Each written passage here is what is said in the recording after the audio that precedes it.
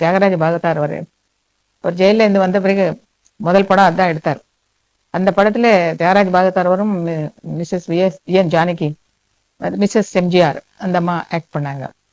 அது ஹீரோயினா. செகண்ட் ஹீரோயினா நானும் மிஸ்டர் எம்ஜிஆர் டீம் பண்ணாங்க. அதுல சக்சஸ்ஃபுல்லா இல்லாட்டி பண்ணாலும் எங்க ஒர்க் வரையிலும் ரொம்ப நல்லா இருந்தது. I met him in that picture only. He use to stand like this.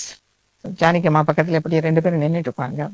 அவ்வளவுதான் தெரியும். அவரு பெரிய ஹீரோ வர போறாரு, ஒரு சீஃப் மினிஸ்டர் வர போறாருன்னு அப்போ தெரியாது இல்லையா. அதனால எனக்கு ஐ பிலீவ் இன் பிளானட்ஸினுடைய வேலை, அதாவது ஃபேட்ல நம்பிக்கை இருக்கு எனக்கு. அதனால மிஸ்டர் எம்ஜிஆர் பத்தி பேசும்போது ஒரு பெரிய மகாராஜ யோக ஜாதகம் அப்படின்னு தெரியாது எனக்கு. முதல்ல இருந்து அவரை கை கூட பார்த்து சொல்லியிருந்தேன்.